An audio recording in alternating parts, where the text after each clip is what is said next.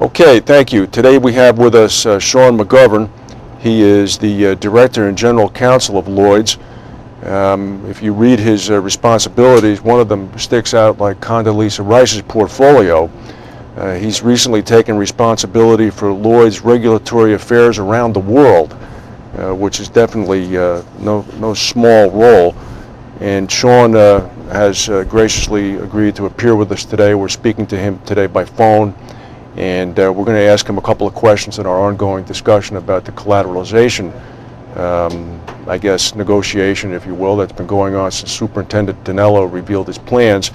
We spoke with Michael Moriarty of the New York Department. We spoke with Mike Koziel from the PIAA. We spoke last week with Brad Kading from the Association of Bermuda Insurers and Reinsurers. And next week we'll be speaking with Frank Nutter of the RAA. And today we have Sean with us today representing Lloyds. Sean, how are you doing today? Good morning, Frank. It's a pleasure to talk to you. My pleasure as well. So, okay, let's just jump right in a little bit, if I could.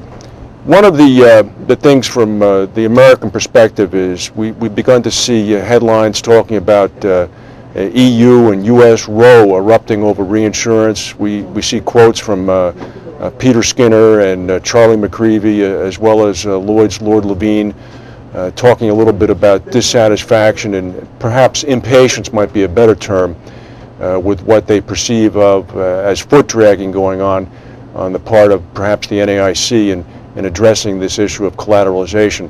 And it's almost as if a bolt of lightning came out of the blue with the Superintendent Dinello's proposal that could involve wiping away all collateralization requirements. So I guess maybe if you could explain a little bit historically, again, fully understanding that you represent Lloyds and the syndicates and MGAs at Lloyds, and you're not speaking on behalf of the whole 27-member European Union. I understand that, despite your Condoleezza Rice-like portfolio. If you could maybe give a little background as to how it's looked from your side of the pond. Sure. The debate around U.S. collateral has been going on with the NAIC for more than 7 years now. And I think some of the comments that have come out from my chairman and from the EU regulators and EU politicians just represents a signal of the frustration that's been felt about the lack of progress, in particular some of the developments over the recent months where we seem to have been taking steps backwards rather than steps forward. I think when looking at the comments that have been made by Lord Levine and by Peter Skinner and others, I think the context is that we Lloyds, European reinsurers, and the European Commission and politicians like Peter Skinner have invested a significant amount of time in discussing the issue with US regulators, ensuring that US regulators understand the regulatory framework and structures here in Europe and in the UK. And I think the frustration is self-evident in the statements, and I think reflects the sentiment in Europe. Let me ask you a question to get to the specifics of the superintendent's proposal. The reaction that it's engendered in the United States, oddly enough, from the ceding companies, the purchasers of reinsurance, has been one of negativity. And when you clear the mist away and begin to look at this, you're told, or I'm told, that the ceding companies anyway are the ones who are bearing the cost of the escrowed monies because they're the ones who have it built into their premium. And these are the people that are actually paying the bill financially. And these are the people who are obtaining the benefit of the fully escrowed collateralized accounts. And these are also the people, thus far, at least through their trade groups, who are most vehement in their opposition to any change. And I mean, it's a little counterintuitive to me, insofar as how the people that Mr. Dinello's proposals supposedly are going to help are the ones that are crying the loudest that they don't want the help. Any thoughts on that? Yeah, I think firstly, and it won't be any surprise to you to know that we're very supportive of the initiative that's been taken by Superintendent Dinello and by the New York Insurance Department. What they're proposing on this issue and on principles-based regulation more generally is pretty radical in the US context, but reflects what's happening on an international regulatory on the international regulatory stage. So I think we're very supportive of it. I think what we've got to recognise here that reinsurance is a business-to-business transaction. transaction, and we shouldn't forget that. If you look internationally, you'll see that the most sophisticated large reinsurance centres, London, Germany, Japan, Bermuda, have all operated without any issues, without collateral. And so you've got to ask yourself the question why the US market is so different that it requires collateral to be provided by non-US reinsurers. In terms of the reaction of the ceding companies, I guess it's kind of predictable because they haven't got to worry. They've got 100% collateral that's mandated by the regulator, and as far as we're concerned, that is not the appropriate role of a regulator in this business-to-business transaction. US insurers, like other insurers around the world, need to take responsibility for their reinsurance decision and manage the credit risk that they run with reinsurance, just like they manage other risks to their business. And we believe that would ultimately have the effect of promoting better reinsurance buying decisions and better reinsurance asset management. The current rule basically is, because of the way it operates, it can be summarized as everything purchased from a US reinsurer is good and everything purchased from a non-US reinsurer is bad, because everybody has to collateralize to 100%. So I think the reaction of the ceding companies is predictable. They have assets in the US. They don't have to worry too much about the management of their reinsurance credit risk, and we just don't think that's the right model going forward, and it's not the model that's being rolled out internationally. One thing that's been dangled in front of the ceding companies as an inducement by the regulators and by others on this issue is the prospect of a change such as this creating increased reinsurance capacity. Do you have any thoughts on that? I think the primary issue here is what is the right regulatory structure for regulating reinsurance. As far as I'm concerned, the impact on capacity is really secondary issue, but I'll come back to that. The real issue is how is the US market regulating reinsurance when compared to international markets. Reinsurance is a global business, and we think that it's time for the US to adopt a level playing field. On the issue of reinsurance capacity increases, the current system is unquestionably highly inefficient. I understand there's approximately $50 billion US dollars tied up in collateral in the US from non-US reinsurers, and the efficiencies that this creates must ultimately be passed up the chain to consumers. But it's self-evident to me that if the efficiencies of the system were removed, it's likely to increase capacity and drive down price. Inefficient, unfair markets are artificial, and it cannot, in that context, work in the best interests of the consumer or the economy. But the decision shouldn't be resting on whether or not new capacity will result, and frankly, we shouldn't have to prove that there will be new capacity in order to achieve the reform. This is about what the right regulatory structure is that delivers the right result in a global business. Well, you jumped ahead a little bit, so let me get to this question. The last time I was in the United Kingdom, I noticed that my euros were of no use. I say that tongue in cheek, and I'm fully aware of the reticence to jump into the 27-member pool fully, if you will, without completely cutting your umbilical cord. But let me ask, if Europe seems to be moving toward a standardized reinsurance or overall financial framework of regulations, and perhaps it would not be too unrealistic to say that in the next 20 to 30 years at the longest, there would in fact be a unified European financial/reinsurance regulatory framework that would be common throughout the whole 27-member group. Is that development perhaps engendering some of the frustration with what in fact is in effect a 51 entity confederation in the United States that handles the insurance and reinsurance regulation?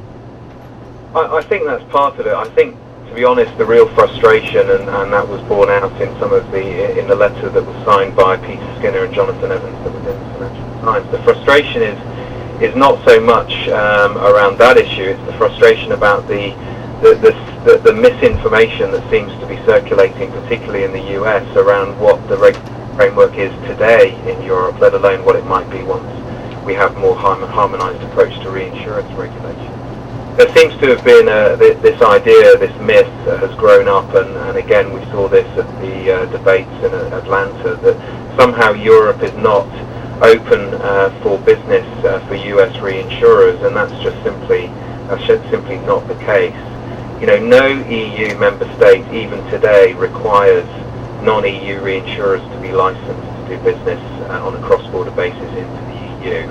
So, you know, US reinsurers who are doing cross-border business into Europe have unimpeded access to do that business in Europe without being required to be licensed.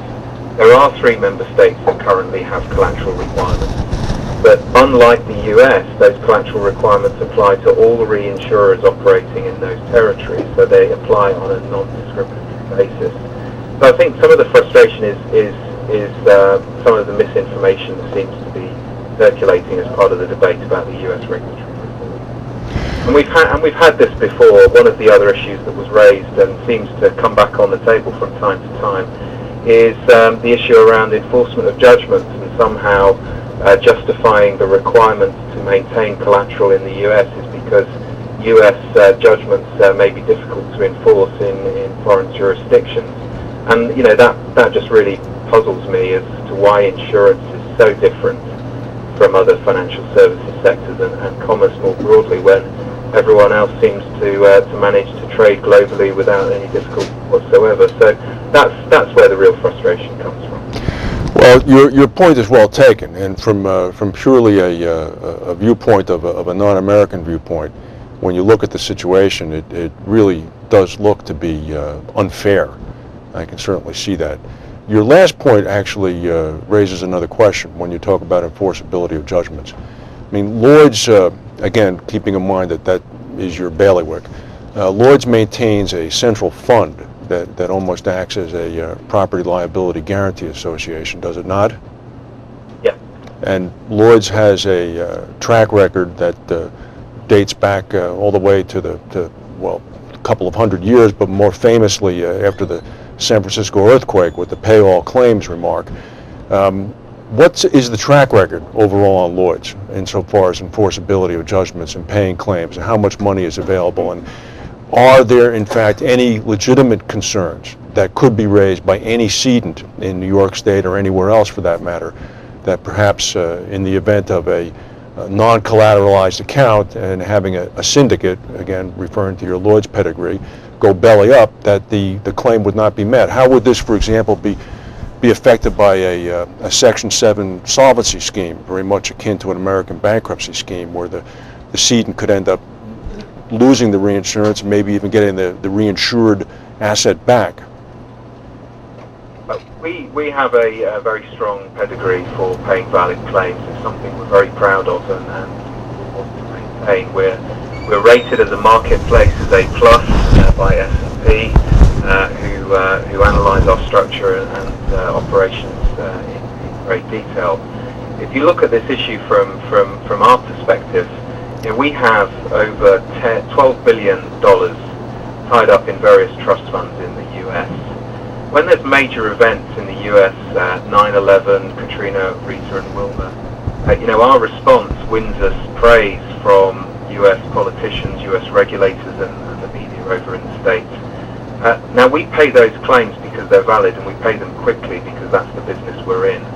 You know, we don't pay those claims because there's collateral tied up in the US. In fact, we're penalised by the system because we fund the trust funds 100%, we pay the claims quickly, but then we have to double fund because we have to wait 45 days to get the collateral release from the trust fund.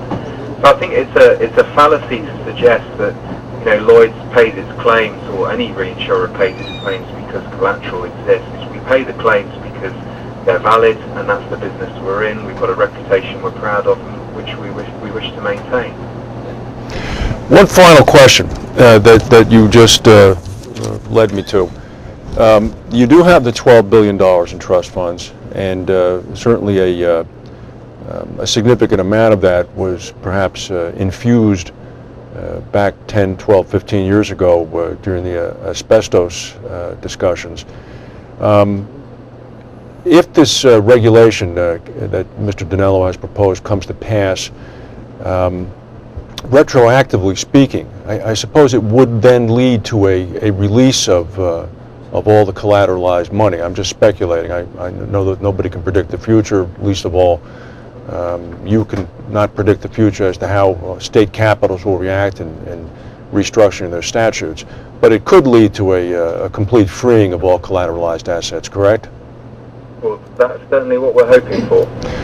But I think the reality of the situation is at the moment, with the New York proposal on the table, with Florida now talking to the industry around their own proposal, is that we need to work out what the implications of those are financially for the US reinsurers that would benefit from the change in treatment. To be honest, it's difficult to calculate now what the impact of the change in New York would be, or the change in Florida, because of the way in which most business is written in the US.